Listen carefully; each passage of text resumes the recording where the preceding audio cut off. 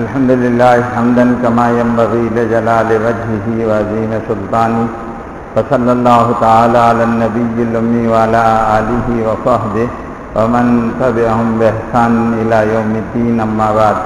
قال الله تعالى في كلامه المجيد أعوذ بالله من الشيطان الرجيم بسم الله الرحمن الرحيم وما أرسلناك إلا رحمة للعالمين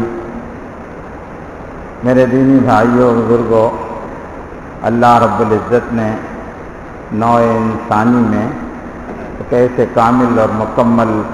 انسان کو بحیثیت نبی اور رسول کے انسانوں کی طرف بھیجا، جو اپنی ذات میں مکمل کامل ہر اعتبار سے، خلقن بھی اور خلقن بھی، یعنی سیرت کے اعتبار سے بھی، صورت کے اعتبار سے بھی، ہر اعتبار سے مکمل،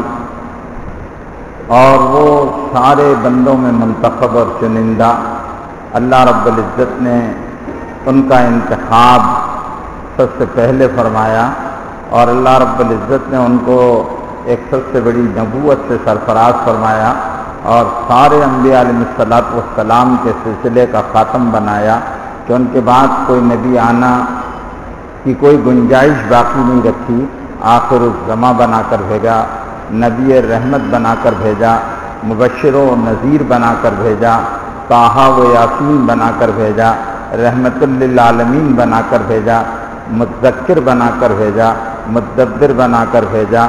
اور اللہ رب العزت نے ہر وہ خوبی اور وہ کمال ان کے اندر پیدا فرمایا جو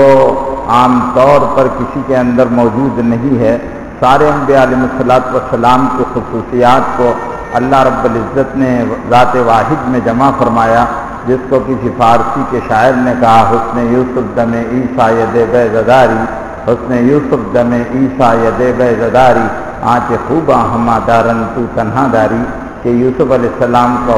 حسن یوسف دم عیسیٰ، عیسیٰ علیہ السلام پھونک مارتے تھے تو اللہ کے امر سے مردے زندہ ہو جایا کرتے تھے، دم عیسیٰ ید بیضداری، اور حضرت موسیٰ علیہ السلام اپنے ہاتھ کو دکھاتے تھے تو سورج کی روشنی مان پڑ جایا کرتی تھی، دم عیسیٰ ید بیضداری، آنچ خوباں ہما دارن تو تنہا داری۔ ان تمام میں الگ الگ خوبیاں، اور تو ان ساری خوبیوں کا مجمع اور مجمع کمالات بنا کر حضور اکرم صلی اللہ علیہ وسلم کو اللہ رب العزت نے سارے انسانوں کی طرف اپنا نبی بنا کر بھیجا، اور ارشاد فرمایا وما ارسلناک الا رحمۃ للعالمین، ہم نے آپ کو سارے جہانوں کے لیے رحمت بنا کر بھیجا۔ آپ نبی رحمت بن کر آئے، رحمت کا پیغام لے کر آئے، لوگوں کے لیے رحیم بن کر آئے، رحمت کی باتیں کی، رحم کو پھیلایا، رحم سے جوڑا، اور رحم کرنے کا حکم دیا، اپنے ماننے والوں پر رحم کیا، غریبوں پر رحم کیا، یتیموں پر رحم کیا، بے کسوں پر رحم کیا، پست اور پسماندہ لوگوں پر رحم کیا، ہر ایک کو درس رحمت دیا، اور رحم کا سبق عملی طور پر انسانوں کو دیا، اور بتایا کہ رحمت کیا ہوتی ہے، اور پھر خود بھی اپنے اقوال سے، افعال سے رحمت کی تبلیغ کی، رحمت کی دعوت دی، رحمت سراپا بنے، لوگوں کو سراپا رحمت کی دعوت دی، دین رحمت بن کر لے کر آئے، سراپا رحمت بن کر وہ نبیوں میں رحمت لقب پانے والا، مرادیں غریبوں کی برلانے والا، اور آپ کا لقب ہی نبی رحمت بن گیا۔ آپ صلی اللہ علیہ وسلم نے کیسے رحمت کو عام کیا؟ آپ صلی اللہ علیہ وسلم کا ارشاد ہے الراحمون یرحمہم الرحمن، الراحمون یرحمہم الرحمن، ارحموا من فی الارض یرحمکم من فی السماء، رحمان رحم کرنے والوں پر مہربانی کرتا ہے، تم زمین والوں پر مہربانی کرو، آسمان والا تم پر مہربانی کرے گا۔ اردو کے شاعر نے کہا ہے کرو تم مہربانی اہل زمین پر، خدا مہرباں ہوگا عرش بری پر۔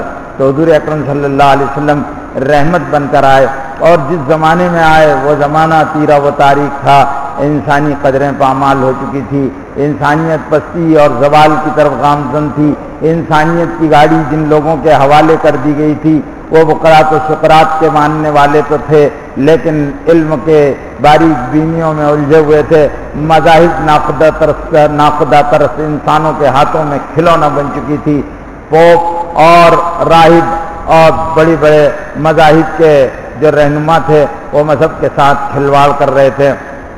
عرب کی سرزمین جو صدیوں سے پیاسی تھی، سنگلاخ تھی، یہاں کبھی ہدایت کا نور بہت پہلے حضرت ابراہیم کی شکل میں آیا تھا، اور سیدنا اسماعیل علیہ السلام کی محنتوں سے یہاں دین حنیفی کی بنیادیں رکھی گئی تھی، کمزور ہی نہیں پڑ گئی تھی، اس کی شناخت تک مٹ چکی تھی، اور پورا عرب جو ہے وہ جہالت، ضلالت، گمراہی، سخاوت، شقاوت، بدبختی اور ظلمت کے گھٹاٹو اندھیروں میں ڈوبا ہوا تھا۔ حضرت محمد صلی اللہ علیہ وسلم کو اللہ رب العزت نے چھٹی صدی عیسوی مسیح کے اس دور میں بھیجا جبکہ اس وقت کی دنیا کی دو بڑی طاقتیں ایران اور روم جو ہے وہ اپنے ظلم اور ناانصافیوں کی وجہ سے وہاں کی عوام ٹیکسوں کے بوجھ سے جوجھ رہی تھی، ناانصافی حد سے گزر چکی تھی، انسان کسی مسیحا کی تلاش میں تھے، اور انسان ایک امید لگائے بیٹھے بیٹھے کہ کوئی تو آئے جو ہم کو بچائے، کوئی تو آئے جو ہم پر رحم کھائے، کوئی تو آئے جو ہماری طرف مہربانی اور محبت والا ہاتھ بڑھائے، اور انسانوں کو اس گھٹاٹوپ اندھیرے میں غار ہرا سے ایک کرن کی روشنی نظر آئی جس کا نام اقرا ہے، جو اللہ رب العزت نے قرآن میں سورہ علق میں نازل کیا، اور وہ پہلے وحی کے الفاظ سے جو جبریل امین نے رسول امین کے قلب امین میں داخل کے، اقرا باسم ربک الذی خلق خلق الانسان من علق اقرا وربک الاکرم الذی علم بالقلم علم الانسان ما لم یعلم، پڑھو۔ اور عرب تو پڑھے لکھے نہیں تھے، خود اللہ نے کہا بعث فی الامیین رسولا منہم یتلو علیہم آیاتہ ویزکیہم ویعلمہم الکتاب والحکمہ، امیوں میں، ان پڑھوں میں، بے پڑھے لکھوں میں ایک نبی انہی میں سے اللہ نے بھیجا، اور وہ خود نبی بھی پڑھا لکھا نہیں تھا، لیکن اللہ رب العزت نے اس کی تعلیم کا بڑا سربستہ راز ہے نبی پاک صلی اللہ علیہ وسلم کا نہ پڑھنا اور پھر پڑھایا جانا تو جبریل کے ذریعے سے پڑھایا جانا، اور علوم لوح محفوظ کو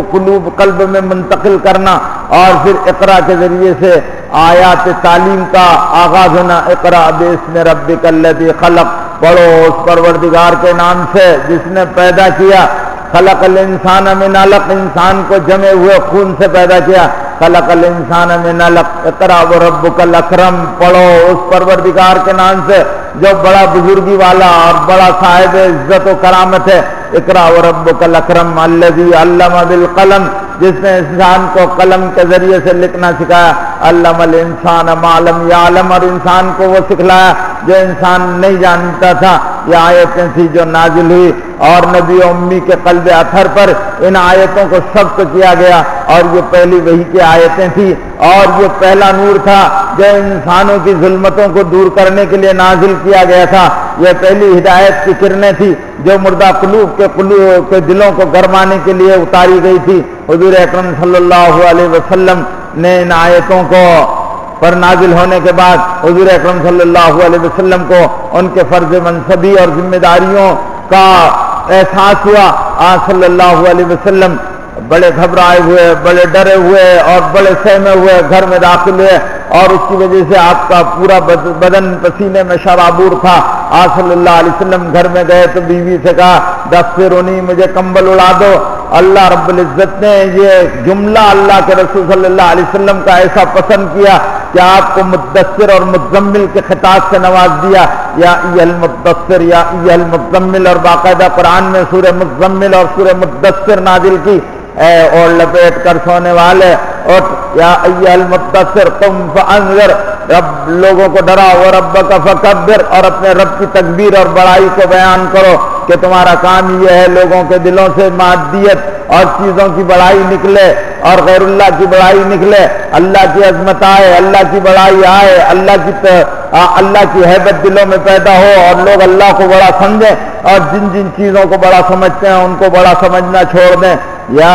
ایھا المدثر قم فانذر وربک فکبر وثیابک فطہر،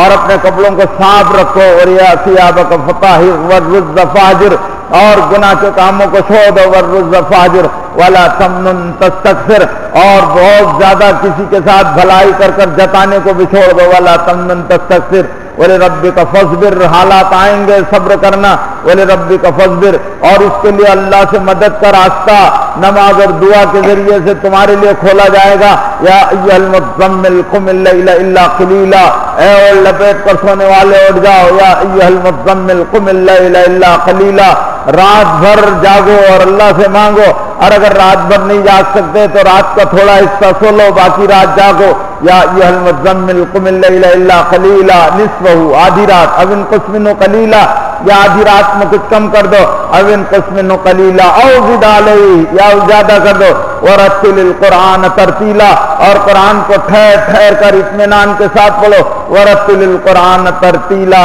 انا سنلقی علیک قولا ثقیلا، ہم آپ پر ایک بہت بوجھ اور ذمہ داری ڈال رہے ہیں، اور یہ بوجھ اور ذمہ داری آپ اٹھائیں گے کیسے؟ ہماری مدد سے، ہماری تائید سے، ہماری نصرت سے، اور ہم سے تم مانگ کر، تم ہمارے خزانوں سے، ہمارے لشکروں سے۔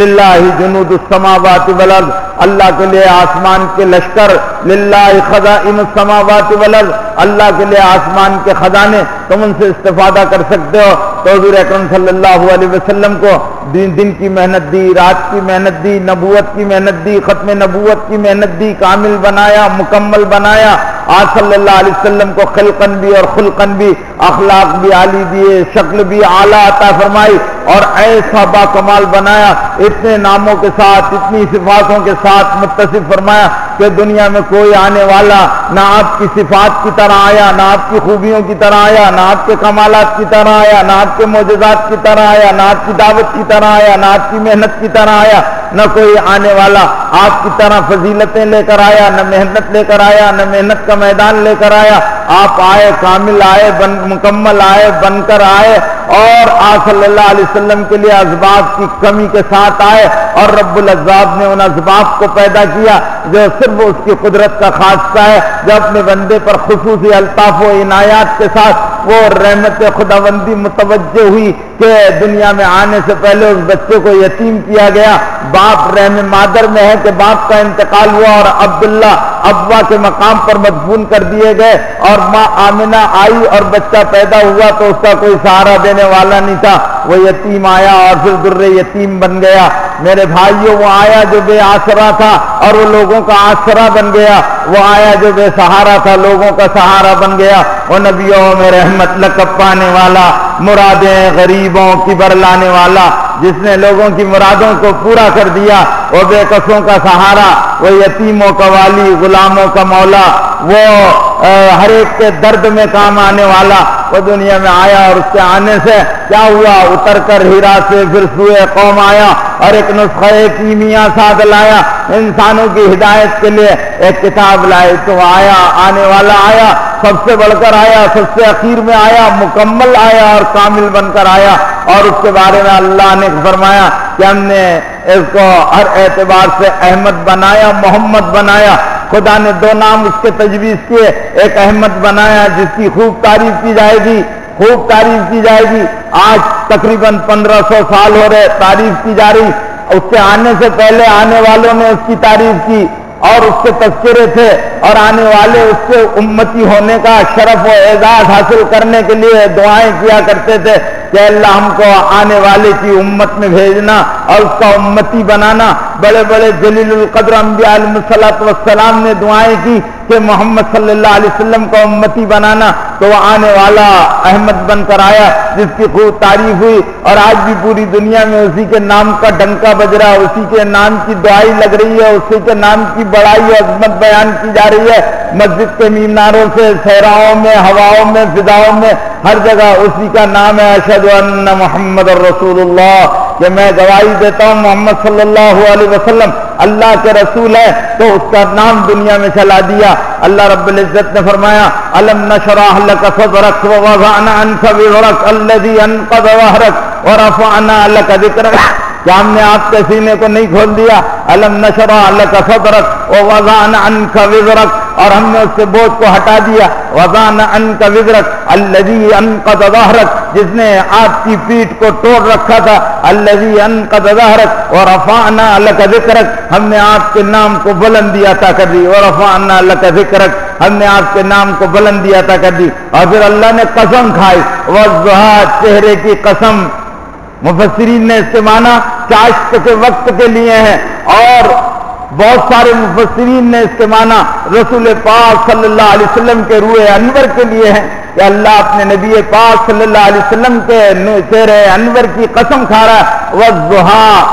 آپ کے چہرے انور کی قسم، والضحیٰ واللیل اذا سجا، اور لیل سے لوگوں نے رات مراد دیا ہے، اور بعض مفسرین نے آپ کے بالوں کی، آپ کے زلفوں کو مراد دیا، واللیل اذا سجا، اور آپ کی زلفیں جب لہرا جائیں اور پھیل جائیں، واللیل اذا سجا، والضحیٰ واللیل اذا سجا میں عموم جمہور مفسرین نے جو معنی مراد دیا اس سے ہٹ کر کچھ خاص اہل فضل نے جو تفسیر مراد دی ہے، میں اس ترجمے کو یہاں پیش کر رہا ہوں۔ آپ کے روح انور کی قسم، والضحیٰ واللیل اذا سجا، اور آپ کی زلفوں کی قسم، آپ کے چہرے کی قسم، آپ کی زلفوں کی قسم، کیونکہ اللہ نے آپ کی قسم اور جگہ بھی کھائی ہے، کیا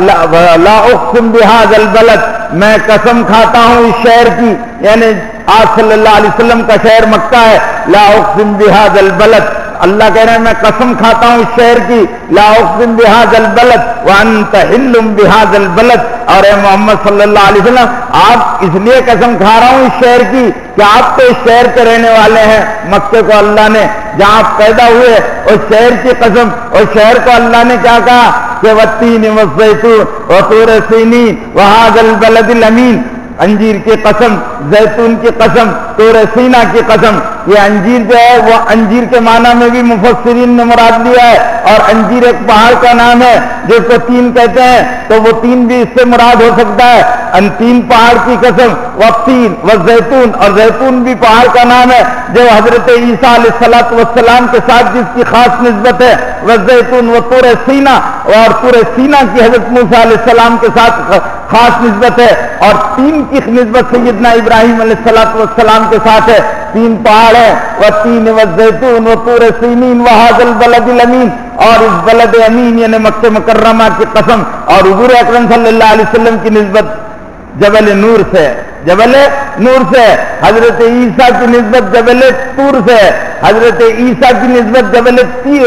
زیتون سے، اور حضرت ابراہیم علیہ السلام کی جبل تین سے، اور حضرت محمد صلی اللہ علیہ وسلم کی نسبت جبل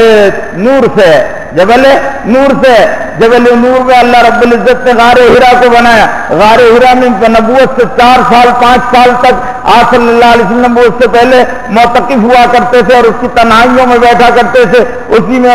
جس کو غار ہرا کہتے ہیں، اور اسی غار ہرا میں جبریل نے آ کر آپ صلی اللہ علیہ وسلم کو نبوت اور ختم نبوت کا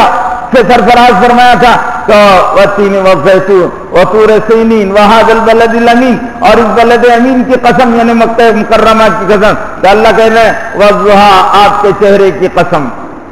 آپ کے بالوں کی زلفوں کی قسم، والضحیٰ واللیل اذا سجا، جب وہ پھیل جائے، اور ویسے لفظی معنی یہ ہے کہ چاشت کی قسم، اور رات جب پھیل جائے یعنی اندھیری غالب آ جائے اس کی قسم، والضحیٰ واللیل اذا سجا ما ودعک ربک وما قلی۔ یہ کافر کہتے ہیں کہ تمہارے پروردگار نے تم کو چھوڑ دیا ہے، اور آپ کے دل میں ایک طرح سے اس کی وجہ سے انقباض اور قبض ہو گیا ہے کہ آپ کے رب نے آپ کو چھوڑ دیا ہے۔ آپ کا رب آپ کو چھوڑنے والا نہیں ہے۔ واقعہ یہ اس آیت اور اس سورت کا شان نزول یہ ہے کہ حضور اکرم صلی اللہ علیہ وسلم کے پاس کچھ دن وحی نہیں آئی، تو مکے کے مشرکوں نے کہنا چھوڑ دیا اب تو محمد صلی اللہ علیہ وسلم کو ان کے رب نے چھوڑ دیا ہے، تو اللہ رب العزت نے سورہ نازل کی، اور سورہ والضحیٰ ہے، والضحیٰ واللیل اذا سجا ما ودعک ربک وما قلی، کہ آپ کو آپ کے رب نے چھوڑا نہیں، ما ودعک ربک وما قلی، اور نہ آپ سے آپ کا رب بیزار ہوا اکتا گیا، وما قلی، قلی کے معنی اکتانا، اور نہ آپ کا رب سے اکتا گیا ہے کہ چلو بھائی کچھ دن تو ان کے رب نے بڑا ان پر دھیان دیا اور پھر وہ بیزار ہو گیا اور ان سے بور ہو گیا، ایسا نہیں، وما قلی، نہ اکتایا، وما ما ودعک ربک وما قلی وللآخرۃ خیر لک من الاولی۔ لیکن ایک بات سنو کہ جو وللآخرۃ خیر لک من الاولی، اس وقت جو آپ کے حالات چل رہے ہیں اس کے بعد آنے والے حالات آپ کے حلق میں بہتر بنائے جائیں گے، اس لیے کہ ہم اپنے پیاروں کو آزمائشوں سے گزارتے ہیں اور ان کے آزمائشوں پر جمنے پر ہم کو ان کا پیار آتا ہے اور پھر ہم ان کے حالات کو بدل دیا کرتے ہیں۔ ہم چاہیں تو حالات کو موافقت میں بنا سکتے ہیں، لیکن ہمارے پیاروں کے ساتھ معاملہ الگ ہے۔ عشق میں بڑی آزمائشیں ہوتی ہے، محبت دل لگی جانو ہو پیارے، دل لگی محبت دل لگی جانو ہو پیارے وہی جانے ہے جس کا دل لگے ہے. محبت بڑی سخت چیز ہوتی ہے, وہ تماشا نہیں ہوتا ہے. حضور اکرم صلی اللہ علیہ وسلم کو اللہ رب العزت کے سب سے پیارے جس اللہ نے اپنے نام کے ساتھ نام کو ملایا, اللہ نے اپنے نام کے ساتھ اپنا رسول پاک صلی اللہ علیہ وسلم کے نام کو ملایا. عرش الہی پر لا الہ الا اللہ کے ساتھ محمد الرسول اللہ لکھا ہوا ہے. حضرت آدم علیہ السلام کے ساتھ ایک روایت منسوب ہے کہ حضرت آدم علیہ السلام پر جب اللہ کا عتاب نازل ہوا, اور ایک روایت میں ہے کہ جب وہ سجدے سے اٹھے اور عرش الہی پر نظر پڑی تو انہوں نے دیکھا کہ عرش الہی پر لا الہ الا اللہ کے ساتھ محمد الرسول اللہ تھا. حضرت حضرت آدم علیہ السلام نے پوچھا کہ اے اللہ یہ لا الہ الا اللہ تو سمجھ میں آ گئی, محمد الرسول اللہ سمجھ میں نہیں آئی, یہ کون ہے؟ تو جواب ملا کہ اے آدم یہ تمہاری اولاد میں وہ پیدا ہوگا جو میرا سب سے زیادہ مقرب ہوگا اور وہ اولین و آخرین کا سرتاج ہوگا, محمد الرسول اللہ. اس لیے میں نے اس کو نام کے ساتھ, اور خطیب بغدادی کی ضعیف روایت ہے لولا کا لما خلقت الافلاق, اگر محمد نہ ہوتے تو یہ کائنات پیدا نہ کی جاتی. لولا کا لما خلقت الافلاق, یہ کائنات نہیں پیدا کرتا, میں نے تو محمد کو بنانا تھا, اس لیے میں نے محمد کے بنانے کے لیے یہ کائنات کو وجود بخشا. یہ خطیب بغدادی کی بہت طویل ضعیف روایت ہے, اس پر محدثین نے اس کے روات پر جرح کی ہے. اس لیے صرف جب بھی بیان کیے کرتے ہیں ہمارے محتاط علماء تو کہتے ہیں کہ ضعیف خطیب بغدادی کی ضعیف روایت ہے. لیکن بہرحال حضور اکرم صلی اللہ علیہ وسلم کا مقام و مرتبہ یہ ہے کہ عرش الہی پر آپ کا نام خدا نے محمد اور آمد لکھا. محمد کہتے ہیں جس کی سارے تعریف کریں, جس کے سارے تعریف کریں, خوب تعریف جس کی کہ جائے وہ احمد ہے, اور محمد جس کی سب تعریف کریں وہ محمد ہے. تو خوب تعریف کی گئی, خوب جس کا ذکر ہو وہ محمد ہے, تو آپ کے نام محمد اور احمد رکھے. اور اللہ رب العزت نے میرے بھائیوں اس بات کا بھی انتظام کیا کہ یا محمد اور یا احمد اللہ کے رسول کو کبھی نہیں کہا. پورے قرآن مجید میں سارے انبیاء علیہ الصلوۃ والسلام کو یا کے ساتھ مخاطب کیا, یا آدم, یا نوح, یا صالح, یا شعیب, یا لوط, یا ہود, یا عیسیٰ, یا موسیٰ, یا ابراہیم, یہ سارے یا کے ساتھ ہے. آیتیں پوری کی پوری, لیکن یا محمد کہیں نہیں. یا محمد کیوں نہیں؟ یا محمد یہ انتہائی درجے کی تکریم ہے حضور اکرم صلی اللہ علیہ وسلم کی. اور مخاطب کیا بھی تو یاسین کہا, طٰہٰ کہا, مزمل کا, یا ای المزمل, یا ای المدثر کا. طٰہٰ حضور صلی اللہ علیہ وسلم کا توصیفی نام ہے, یاسین آپ کا توصیفی نام ہے, یاسین والقرآن الحکیم, یاسین کے ذریعے تو حضور اکرم صلی اللہ علیہ وسلم کو رتبہ دیا. اور پھر فرمایا والضحیٰ واللیل اذا سجا, آپ کے چہرے انور کی قسم, آپ کی زلفوں کی قسم. والضحیٰ واللیل اذا سجا ما ودعاک ربک وما قلی, نہ آپ کے رب نے آپ کو چھوڑا نہ آپ سے اکتایا. ما ودعاک ربک وما قلی وللآخرۃ خیر لک من الاولی, اور آخرت سے مراد یہ وہ آخرت نہیں ہے بلکہ آخرت سے مراد حالات کا جو تسلسل ہے, اس میں تقدیم و تاخیر کے اعتبار سے جو حالات موجودہ ہے اس کے بعد کے حالات جو ہے وَلِلْآخِرَةُ خَيْرٌ لَكَ مِنَ الْأُولَىٰ, بعد والے حالات پچھلے حالات سے بہتر ہوں گے. وَلِلْآخِرَةُ خَيْرٌ لَكَ مِنَ الْأُولَىٰ وَلَسَوْفَ يُؤْتِيكَ رَبُّكَ فَتَرْضَىٰ, اور اللہ آپ کو اتنا دے گا کہ آپ راضی ہو جائیں گے. الم یجدک یتیمن, اب تین باتیں حضور کے بارے میں یہاں اللہ نے حضور کا الم یجدک یتیمن فآویٰ, آپ یتیم تھے, باپ کا پیدائش سے پہلے انتقال ہو گیا تھا. الم یجدک یتیمن فآویٰ, ٹھکانہ کس نے دیا؟ یتیم کو کون پوچھ رہا ہے؟ آج ہمارے سماج میں, ہمارے معاشرے میں یتیم بچوں کی حالت دیکھو, کوئی ان کا پرسان حال نہیں ہوتا, ان کا کوئی سر پر ہاتھ رکھنے والا نہیں ہوتا. حالانکہ یتیم کے ساتھ مہربانی کرنے پر عرش الہی پر سے خصوصی رحمتیں نازل ہوتی. آج ہمارے دسترخوانوں پر یتیم بیٹھ کر کھانا نہیں کھاتے, برکتوں کا راز ہے, رزق کی پریشانیوں کے دور کرنے کا سبب ہے. ہم یتیموں کو ڈھونڈنے کے لیے تیار نہیں, ہم تو یتیم خانوں میں چندہ دے دیتے ہیں, وہ بھی زکوٰۃ کے نام پر دے دیتے ہیں, یہ جانے دو یتیموں کے لیے. تو ہمارے امت کے یتیم کون پال رہا ہے آپ کو نہیں معلوم ہے. اور ہمارے لیے بڑے شرم کی بات ہے کہ آج مسلمانوں کی یتیم میرے بھائیوں عیسائی مشنریز پالتی ہے. عیسائی مشنریز کے پاس اور ہمارے یتیم دوسرے انات آشرموں میں پلتے ہیں، ہمارے پاس یتیموں کے پاس وہ نہیں ہے. ہمارا اپنا یتیم تو یتیم تھا، یتیم کو ٹھکانہ کس نے دیا؟ وجدک الم یجدک یتیما فآویٰ، کیا ہم نے آپ کو یتیم نہیں پایا تھا؟ ٹھکانہ دیا. کیسا ٹھکانہ دیا؟ حضور کے والد کا انتقال ہو گیا. آپ کی والدہ جب حضرت رسول پاک صلی اللہ علیہ وسلم اس دنیا میں تشریف لائے،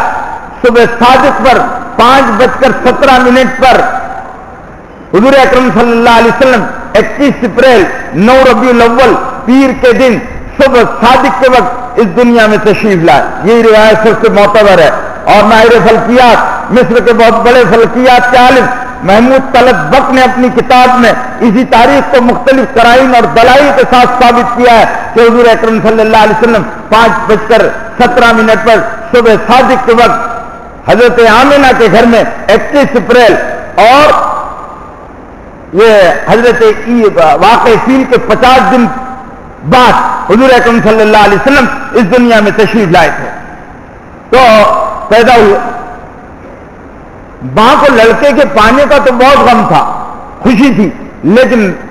بچہ یتیم تھا اور عربوں کے معاشرے میں یتیموں کے ساتھ بہت برا ناروا سلوک ہوتا تھا. اس کا قلق بھی تھا کہ اللہ نے بیٹا تو بہت سندر اور بہت چاند سا دیا ہے. حضور اکرم صلی اللہ علیہ وسلم کی سندرتا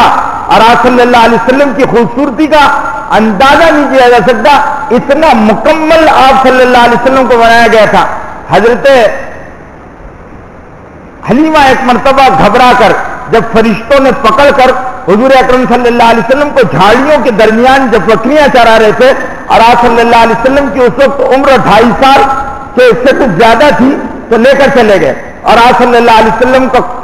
ایک سرجری ہوئی. فرشتوں نے آ کر سرجری کی اور آپ صلی اللہ علیہ وسلم کا 4 مرتبہ شق صدر ہوا. تو پہلی سرجری تھی تو حضور بھی گھبرا گئے. بچے تھے، بچے بھی جو ساتھ میں بکریاں چرا رہے تھے وہ بھی گھبرا گئے. بہن شیما روتی ہوئی اپنی اماں حلیمہ کے پاس آئی اور کہا امی ہاشمی بھائی کو کچھ لوگ آئے تھے پکڑ کر جھاڑیوں میں لے کر گئے اور ہم نے دیکھا ہے. گھبرا گئی کہ کہیں کوئی آفت نہ آ جائے. یہ ایک بیوہ عورت کی امانت ہے. انہوں نے فوراً سفر کا سامان بڑی منت سماجت کر لے کر گئی تھی. حضور پاک صلی اللہ علیہ وسلم کی برکتوں کو اپنی آنکھوں سے حلیمہ نے دیکھا تھا کہ اس کی مریل اوٹنی میں جان آ گئی. اس کے وہ بکریاں جہاں چرا کرتی تھی ان بکریوں کی چراگاہوں میں کوئی سبزی نہیں ہوتی تھی، کوئی ہریالی نہیں تھی. وہ چراگاہیں بالکل ہری بھری ہو گئی اور آنکھوں نے دیکھا تھا کہ محمد صلی اللہ علیہ وسلم پر بادل ٹکڑا کیا کرتے تھے اور سننے والوں نے سنا تھا کہ جس جھاڑی کے طرف سے گزر جاتے تھے سایہ بڑھ کر اپنا سایہ آپ پر کر دیا کرتا تھا. جس چٹان کے پاس سے گزر جاتے تھے تو آپ کو سلام کی السلام علیکم یا رسول اللہ کی آوازیں آیا کرتی تھی. یہ حلیمہ کے گھر میں یہ چیزیں دیکھی تھی. ان کی بکریاں مریل بکریوں کی تھنوں میں دودھ آ گیا تھا اور دودھ میں اتنی برکت ہوتی تھی کہ دودھ ختم نہیں ہوا کرتا تھا. اور حدیث میں آتا ہے کہ یحسبن علیہا فواہبہا کہ حلیمہ پر ان کی ہمجولیاں حسد کیا کرتی تھی اور کہا کرتی تھی یا حلیمۃ قد اخذت نسمۃ مبارکہ، اے حلیمہ تو نے بڑی برکت والی جان کو لیا ہے، بڑا مبارک بچہ تجھے ملا ہے. تو حضور اکرم صلی اللہ علیہ وسلم کا یہ تو بچپن کا حال ہے، دودھ پلانے والا کوئی لینے کے لیے تیار نہیں تھا. آپ صلی اللہ علیہ وسلم کو حضرت حلیمہ لے کر آئی گھبرائی ہوئی اور ان کی والدین کا تو حلیمہ ڈری ہوئی ہے، سہمی ہے، بات کیا ہے؟ تو کہنے لگے کوئی بات نہیں. کہنے لگے نہیں بتانا پڑے گا.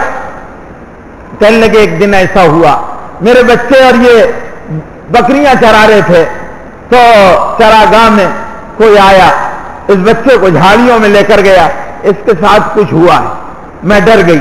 کہ کہیں یہ بچہ تیری امانت ہے اس کی جان نہ چلی جائے تو میں لے کر آئی ہوں. کہنے لگے ایک بات سن، میرا بچہ جب میرے پیٹ کے اندر تھا ایک نور تھا، میں نے دیکھا کہ وہ نور میرے پیٹ سے میرے بطن سے نکل کر عرش الہی پر جاتا ہے اور میرے پیٹ میں آتا ہے. یہ بچہ معمولی بچہ نہیں ہے، اس کی حفاظت کی ذمہ داری اللہ نے لے رکھی ہے. وہ ایک نور تھا جو حضرت عبداللہ کی پیشانی پر تھا جس کو سیرت ابن ہشام نے لکھا ہے کہ وہ نور دیکھ کر اس زمانے کی ساری عورتیں حضرت عبداللہ کو جو حضور اکرم صلی اللہ علیہ وسلم کے والد محترم تھے ان پر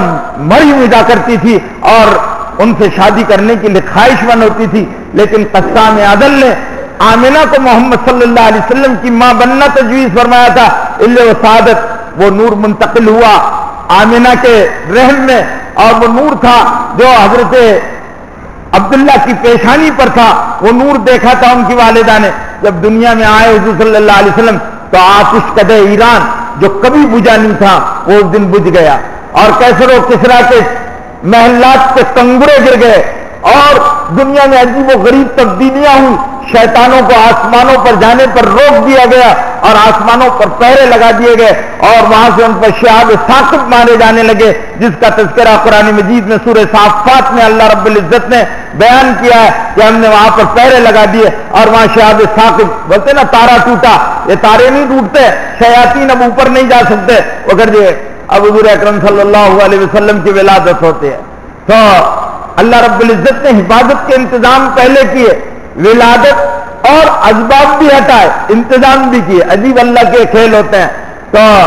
بچہ پیدا ہوا یتیم، ماں پریشان، نام ماں نے احمد رکھا، دادا نے محمد رکھا، یہ نام دونوں اللہ نے وحی کے ذریعے سے الہام دل میں بہت ڈالی کہ اس بچے کا نام احمد رکھو، ماں نے احمد پکارا، دادا نے محمد پکارا، بچہ پیدا ہوا تو فوراً دادا کے پاس بھجوایا گیا کہ آپ کے بیٹے عبداللہ کے گھر بچہ پیدا ہوا ہے۔ دادا دوڑتے ہوئے عبد المطلب آئے اور اپنے یتیم بچے کو اپنے ہاتھوں میں لیا اور بیت اللہ کا طواف کرایا، سب سے پہلے بیت اللہ کا طواف کرایا اور محمد کرتے ہوئے طواف کراتے گئے، پورے بیت اللہ کا طواف کرایا گیا۔ حضور اکرم صلی اللہ علیہ وسلم کی شان دیکھو کہ آپ کو محمد دادا نے پکارا اور احمد ماں نے پکارا، اور اللہ کے آمد بھی ہے محمد بھی ہے، قرآن میں آمد بھی ہے محمد بھی ہے، توریت میں آمد بھی ہے محمد بھی ہے، زبور میں آمد بھی ہے محمد، انجیل میں آمد بھی ہے محمد بھی ہے، یہاں تک کہ مہاتما گوتم بدھ نے اپنی کتاب میں حضور اکرم صلی اللہ علیہ وسلم کا نام محمد لکھا ہے، اور ساری آسمانی صحیفوں میں آپ کا نام آمد بھی ہے محمد بھی ہے۔ تو میرے بھائیو، آمد اور محمد کیا، رفعنا لک ذکرک، تو اللہ رب العزت علم یجد کا یتیمن فآوا، آپ یتیم تھے، ہم نے آپ کو ٹھکانہ دیا۔ اور ٹھکانہ کیسے ملا؟ کہ اللہ نے دادا کے دل میں بات ڈالی کہ محمد کی کفالت تم کو کرنی ہے، محمد کی کفالت تم کو کرنی ہے۔ دادا نے سنبھالا، اور دادا وارے نہیں آ رہے ہوتے تھے، اور پورا خاندان خوش ہو گیا۔ وہ ابو لہب جو صلی اللہ علیہ وسلم کا بدترین دشمن ہے، اور خدا نے اس کی مردودیت پر سورہ نازل کی ہے، تبت یدا ابی لہب نازل ہوئی۔ تو وہ چچا کو جب خبر دی اس کی باندھی نے، جس کا نام سویبہ ہے، سویبہ نے جا کر خبر دی کہ عبداللہ کے گھر بیٹا پیدا ہوا ہے، بڑا خوبصورت ہے، چاند کا ٹکڑا ہے، چاند بھی اس کے سامنے مال ہے، تو پیدا ہوا۔ تو اس نے خوشی میں اپنی باندھی سویبہ کو کہا، جا تیرے منہ میں گھی شکر، میں نے تجھے آزاد کر دیا، اس کو آزاد کر دیا۔ اتنا خوش ہوا ابو لہب، اور سب جمع ہو گئے، ابو طالب آ رہے ہیں، ابو لہب آ رہے ہیں، ابو حمزہ آ رہے ہیں، عباس آ رہے ہیں، اور سارے کے سارے چچا آ رہے ہیں، اور خاندان خوشی منا رہا۔ ہمارے بھائی عبداللہ کے گھر بچہ پیدا ہوا،